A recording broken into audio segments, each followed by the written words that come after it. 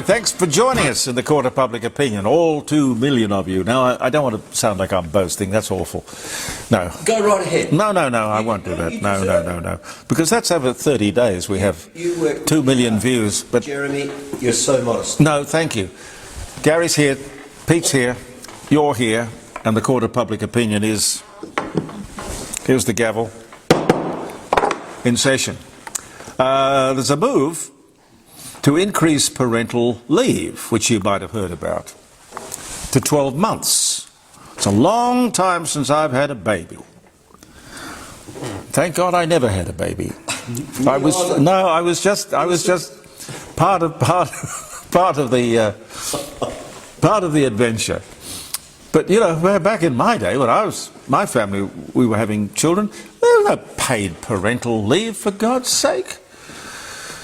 12 months paid parental leave. Now, is that both parents? Now, when you look at this, why would anyone employ anyone of childbearing age? Look, if this sort of lefty stuff is about lifting the birth rate, a family-friendly environment, there is a much less punitive way of doing it.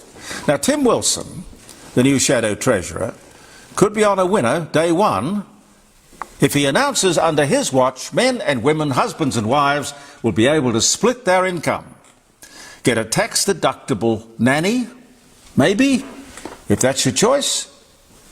Encourage employment, don't penalise it. Boost employment and boost parenthood. Sounds to me like everybody wins. I saw an interesting thing the other day. Roads Australia, whoever the hell they are, they want to cut the urban speed limit to 30 kilometres an hour. May as well walk. 30 kilometres. They don't like the car. They might, you know, behave differently and think differently about electric cars, I don't know. But along with this whole modern world, which is both wonderful and worrying, designer babies. Designer babies, ladies and gentlemen. Now, this only applies to babies conceived through IVF. At the moment. You see, you can't trust them. At the moment, it's only IVF babies. An American company called, if I've got this right, it's Nucleus Genomics. They're advertising that using a screening process, you can pick the embryo you want. You can pick the sex, the ultimate height of the child, its eye colour, left hand, right hand, IQ. Look, I can understand screening for a disability. It's been done for years. But should this level of screening, and all the doors that are open because of it, should that be allowed in Australia? At the moment, it's not allowed in Australia. Is it playing God? You might like to ring me tomorrow, 0491 65 68 60, around the dining room table, jeremycordeaux.com, and tell me what you think. Is it playing God? Or is it just using a modern innovation along the lines of putting a fence at the top of the cliff rather than an ambulance at the bottom? If you can, using a simple test, you know, the amniocentesis test, which has been in common use certainly since the 60s, maybe the 50s, determine in utero if the baby is likely to be born with a disease or a defect, a disability. The next step would, of course, be genetic engineering, modifying or correcting the embryo in utero. That sounds pretty much like playing God to me. Would a mad dictator hijack the technology to create a master race? Something to think about. Keep in mind, the road to hell is paved with good intentions. I wonder what Stephen Hawking would say about designer babies. He wouldn't have made the cut, you know. And we wouldn't have had one of the world's great theoretical physicists. A Brief History of Time and all of that. What else is happening? Ramadan. And an interesting outburst from the Lakemba Mosque. Now, this is the biggest mosque in Australia. They clearly didn't like Pauline Hanson saying that there is no such thing as a good Muslim. Well, clearly, there are many, many good, many wonderful, talented Muslims in the world and in Australia. But you see, this is my problem. How do you know what is in the hearts of men? How do you know? I can't tell you who is a good Muslim and who is a radical Muslim. It's a value judgment, sometimes a snap judgment. So I would be inclined to just not take the risk. The first rule of government should be do no harm. And try to make sure that nobody else does any harm either. But having said that, apparently the Lakemba Mosque has been sent letters through the mail warning of an attack similar to the one that occurred in Christchurch in New Zealand. Australia is a remarkably tolerant, welcoming country. Has there ever been an attack on a mosque? You might like to tell me tomorrow. 0491 65 68 60. Oh, by the way, when I give you that number, I will see that you've rung. There's no switchboard, so I'll see that you've rung, and I'll take the call, or Tony Denton will take the call. And don't think I haven't seen it, but don't hang up, because I'll have to finish whatever I'm doing at that particular moment. You understand? All right? It's somewhat chaotic, but it's good. We get there. Dear. As I said, I don't know if there's been an attack on a mosque, but I do know that there have been attacks on Jewish buildings, synagogues, and of course the massacre at Bondi Beach, all perpetrated either by Muslims or supporters of Islam. I find it hard to understand why anyone would send a letter of warning through the mail saying that he or she was going to attack the mosque. Why would you do that? Seems strange, just seems like a bit of terrorism, a bit of a silly kind. The rise of illegal cigarettes, you must have noticed this in the last, what would it be, 18 months. The rise of these illegal cigarettes is a perfect example of the Laffer curve. I like quoting that to you. The cigarette excise, the tax, was lifted and lifted and lifted and lifted and lifted. This happens twice a year. Happens on beer as well. And petrol, to the point where instead of collecting a tax, the government loses a fortune. And they can't see it.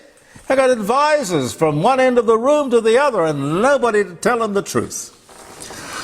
The more tax you demand, the less money you will collect. That's the Laffer curve. More illegal tobacco is sold in Australia than legal tobacco. About $1 million a week. Costing the government $3.3 billion a year in lost excise. The Laffer curve is must reading for politicians. But they probably have never heard of it.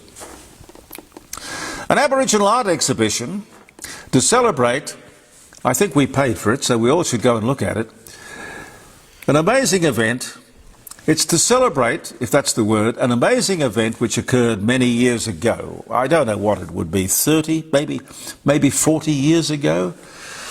The bridge to Hindmarsh Island was controversially stopped in its tracks because of Aboriginal secret women's business.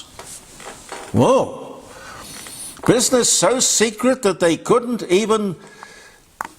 tell the judge in the court what it was. I mean, this is Monty Python stuff. I'm sorry, Your Honour, we can't tell you why we object to the bridge because it is secret women's business. It's a secret. It's totally bizarre. Sent people bankrupt. Important infrastructure was delayed, enormous legal bills. Okay, for Aboriginals, they paid nothing. Aboriginal legal aid paid all their bills, which means we paid for all their bills. You know how much we spend on legal aid? $3.1 billion. All of this was a great and unnecessary controversy that never should have happened. Mumbo jumbo, supported by the government, the Labor government. Secret women's business. No, it wasn't. It wasn't. Some might say ignorance, superstition, stupidity. Some might say it was just a con. But this sort of thing should have no place in the modern world. As it turned out, the Aboriginals said that, from above, Hindmarsh Island and its surrounds resembled a woman's reproductive system. The ovaries, the uterus, the vagina, to which somebody should have said, so what? Do you believe this? It happened. Now, of course, we've got an art exhibition to celebrate this nonsense. I would love to know that, where do I start? As this is supposedly an ancient belief, around forever, a very old legend about Hindmarsh Island, how did the Aboriginals get up there, high enough above Hindmarsh Island, thousands of years ago, to recognise anything? Were they in an aeroplane, a balloon, a really long ladder? And I further doubt that ancient Aboriginals would have had any knowledge of human anatomy. It's just rubbish. And now we have an art exhibition that somebody paid for, being put on to celebrate this nonsense. God, I find all this stuff incredible. But I tell you, I get a lot of things. Bless your hearts, you send me wonderful stuff. I got a really interesting, it was a text, which would give me a number, so I suppose I could chase it up from the number, but it was very interesting. I still have it. I've no idea who sent it to me, but it goes something like this. In 1938, and also in 1952, Norman Tyndale from Adelaide University, he was an anthropologist, and Joseph Birdsall from Harvard University conducted by far the biggest survey of Aboriginal anthropological characteristics ever undertaken. Meaning, who are they? Where did they come from? How long have they been here? Now, in their first expedition, which was sponsored by Harvard and Adelaide Universities, they took measurements, physical characteristics, blood samples even. They did lots of interviews with 900 full blood and 1,500 mixed blood Aboriginals. Now, in the second expedition, the same team surveyed another 2,000 Aboriginals right across Australia. Now, this was never done before. It's never been done since.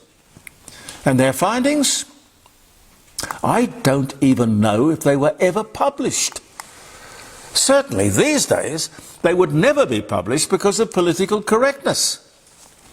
Talk about banning the Hindmarsh Bridge. These people would have been shot. They wouldn't have been banned. Well, apart from here, of course, where we can talk about stuff that doesn't get talked about anywhere else. What they discovered was that the Aboriginals that we know today are not the first inhabitants of this land. First Nation, forget that. That's not true. That's a lie. In fact, they killed off nearly all, this is not me talking, these academics have found through scientific and very legitimate processes these findings. They killed off nearly all the original inhabitants. Negritos, the Negritos, spelled Negritos, Negritos. Look it up, it's got to be somewhere. They came here 40,000 years ago. Only a few of these people, the original people, remain. And by that I mean possibly as few as 10 and possibly as many as 200 people. That's it. So, are you going to go along with the endless First Nations stuff? Or are you going to go to the science? I'm sure you can look it up, those two names that I gave you. Records would be at the Adelaide University, and I'm sure at Harvard.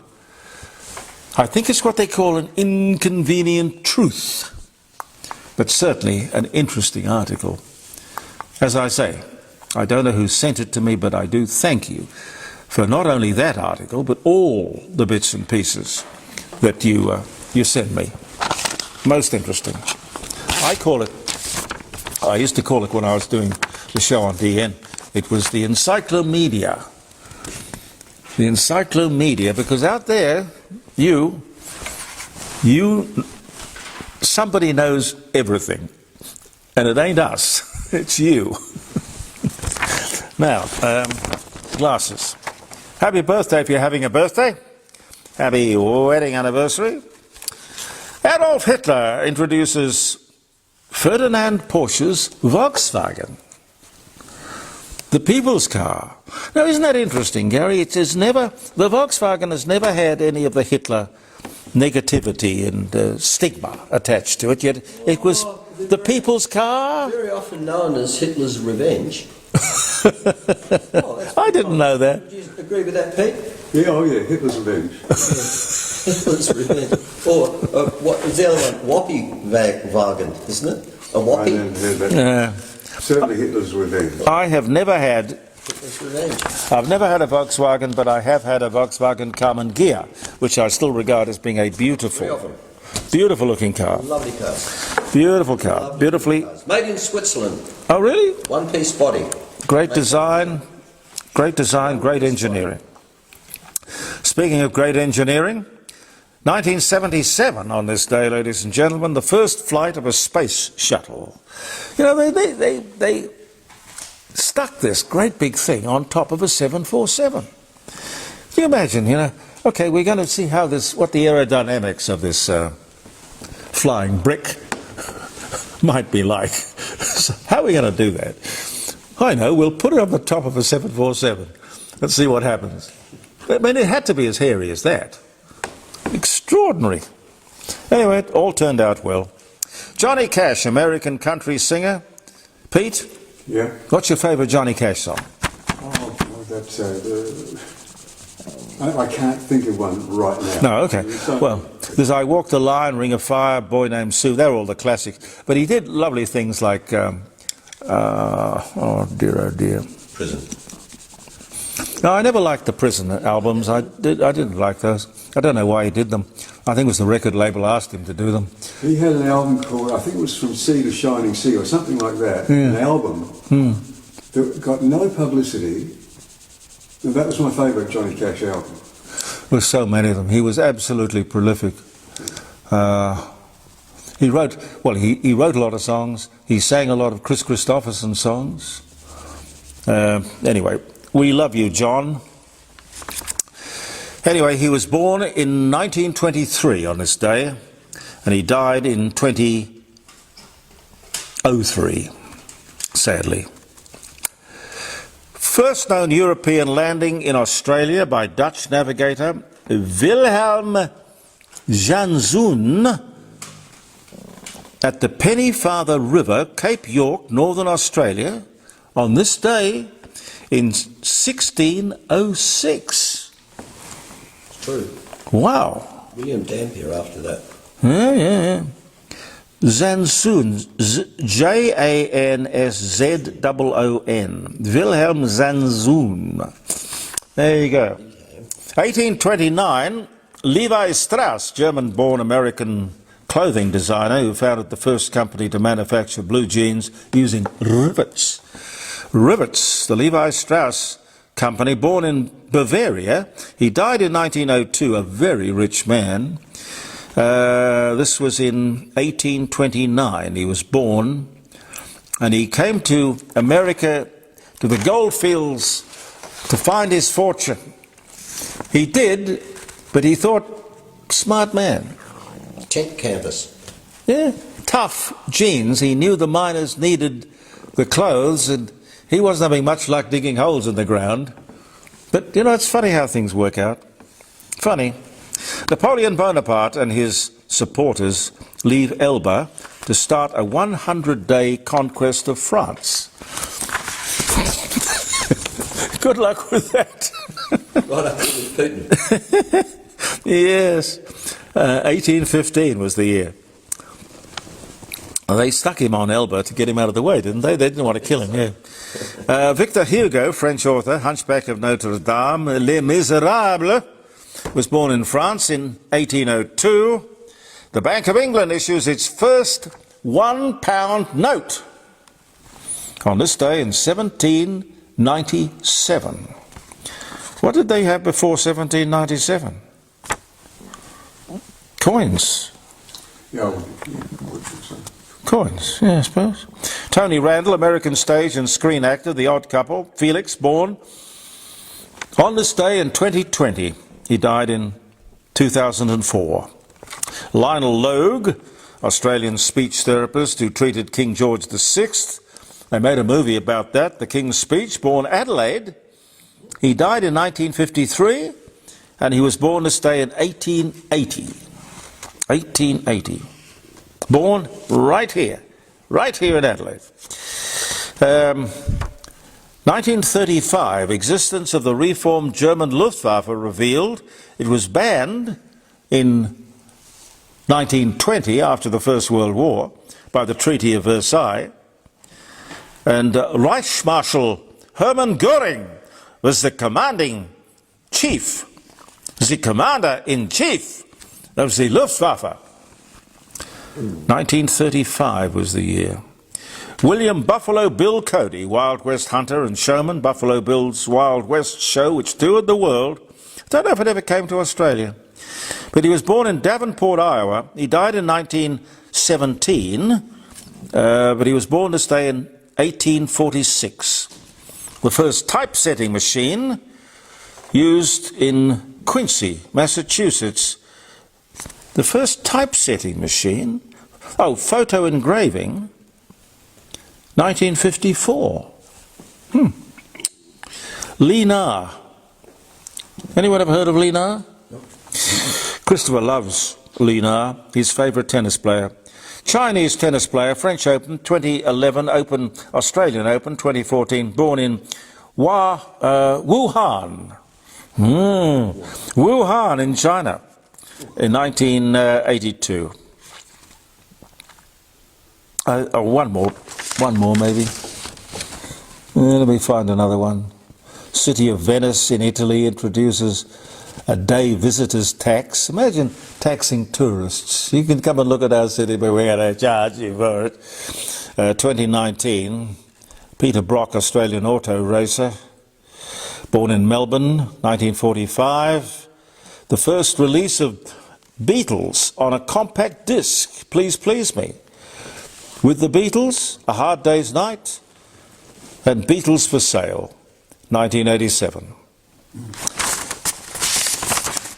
Who's that? Oh, Richard Jordan Gatling, American inventor famous for the Gatling gun, the first hand-cranked machine gun, dies at 84. That was in 1903.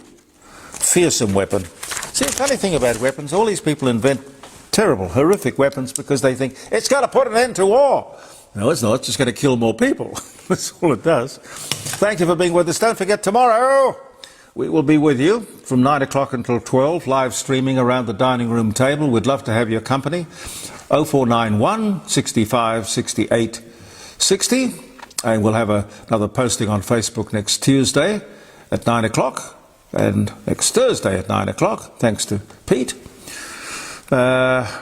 See you tomorrow, I hope. This has been Jeremy Cordeaux. Believe in yourself, and thank you for viewing the Court of Public Opinion.